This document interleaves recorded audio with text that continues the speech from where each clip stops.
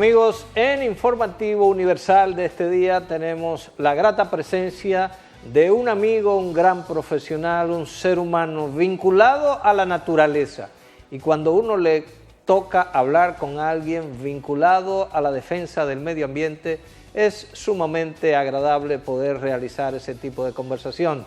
Me refiero al ingeniero Nelson Bautista. El ingeniero Bautista es el secretario del Consejo Directivo del Jardín Botánico en Santiago de los Caballeros. Esa obra que fue declarada recientemente por el presidente de la República mediante decreto como un monumento de aquí. Muy bienvenido, don Nelson, gracias por estar con nosotros. Bienvenido, bueno, gracias Santiago. Ante todo, el público televidente tiene que saber que todo eso que él ha dicho es fruto del cariño y del tiempo que tenemos de amistad y de la carpeta que le hemos dado. O sea que hay una gran dosis de docilidad ahí en lo que dice Santiago respecto a nuestra persona. Hablemos del Jardín Botánico, Nelson. ¿Qué significa para la ciudad de Santiago el decreto que esta semana emitió el presidente de la República declarando ese lugar como un ente de interés público? Fíjate, el Jardín Botánico de Santiago es un sueño de esos que se hacen realidad. La gente empieza en pequeño a imaginar cosas, a soñar para la ciudad y esto nace por allá por el 2004-2005. El hoy ministro de Medio Ambiente era procurador general en el momento. Se interesó junto a compañeros, a la sazón ya estaba en la Sociedad Ecológica del Cibao, en el destino de lo que era el área donde se construiría alguna vez la Universidad Autónoma de Santo Domingo, que se decidió posteriormente construir en la Barranquita. Este terreno era invadido por personas, era un terreno que estaba ahí como una especie de finca experimental, subutilizado. Se pensaba hacer una especie de club, en otro momento apartamentos para la gente de la UAS.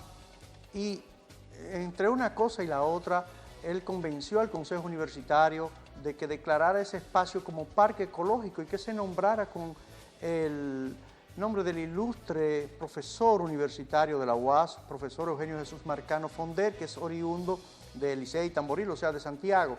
Entonces, este pequeño parque estaba destinado a ser un pulmón para Santiago en el norte de la ciudad.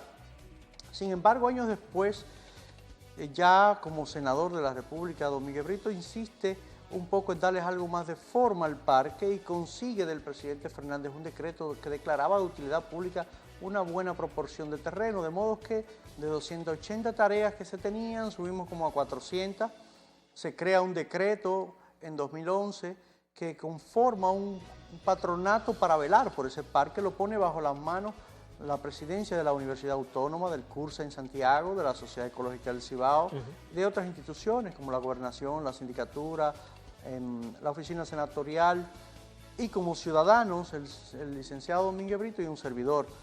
Entonces, ya para 2013, el presidente Medina hace una visita sorpresa al terreno, le comentamos un poco de cuál era la aspiración, de cuál era nuestra meta de lograr crear todo ese gran pulmón para la familia de Santiago.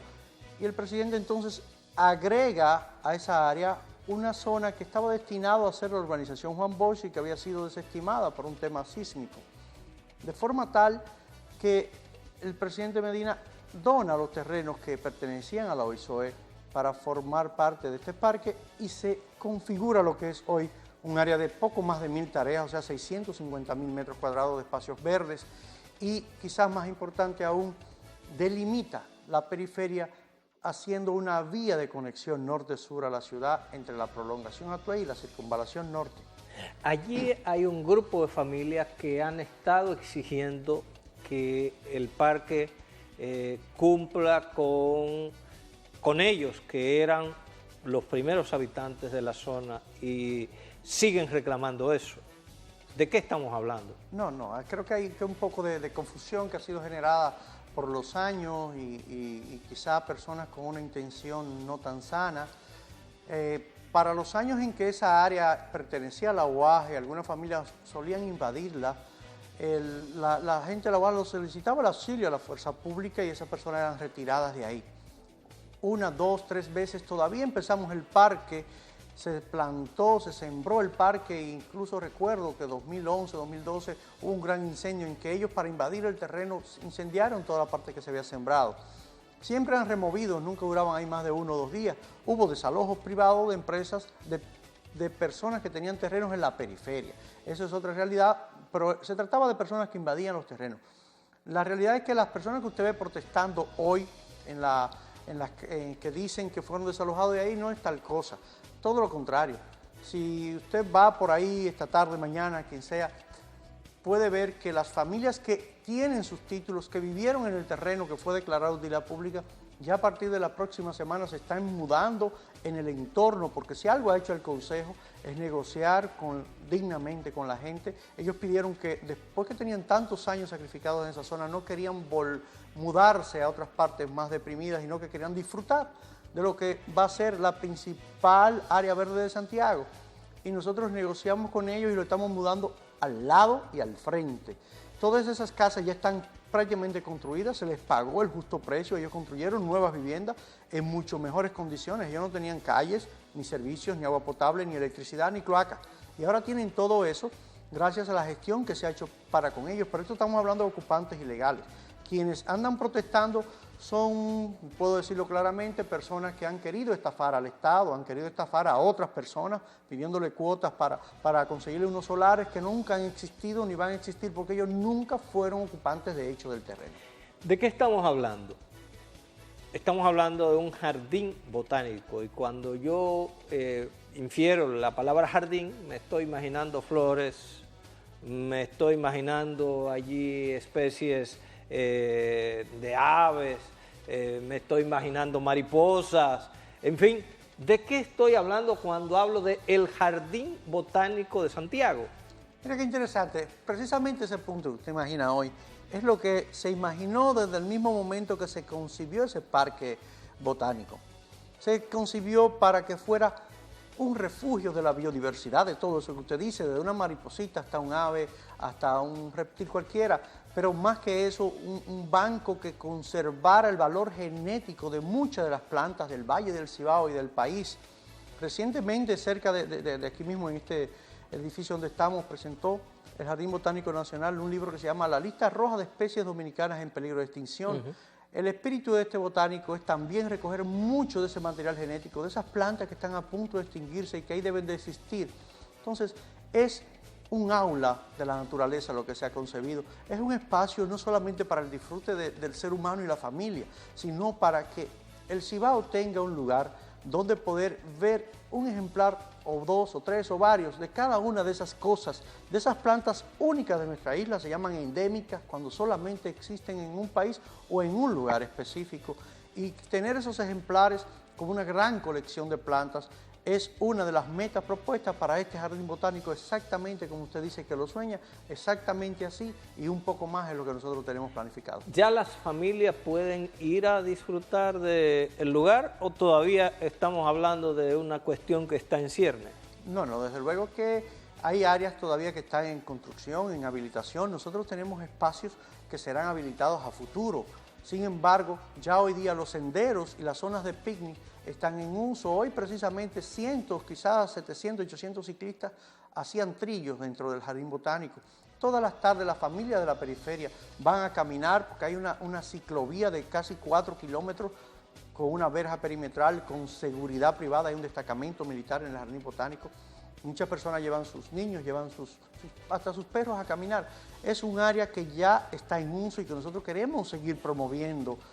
Movimiento Scout, por ejemplo, esta mañana tenía varias actividades en el área. Claro, a futuro hay pabellones, lagunas, gazebos, lugares para eventos y actividades que están en la programación y estarán siendo construidos en la manera, en la medida en que consigamos padrinos, en que consigamos apoyo de parte tanto del gobierno central como del sector privado, que ha sido un gran aliado en este esfuerzo. Si voy al Jardín Botánico o si se me ocurre ir con la familia, con unos amigos, ¿yo pago por eso?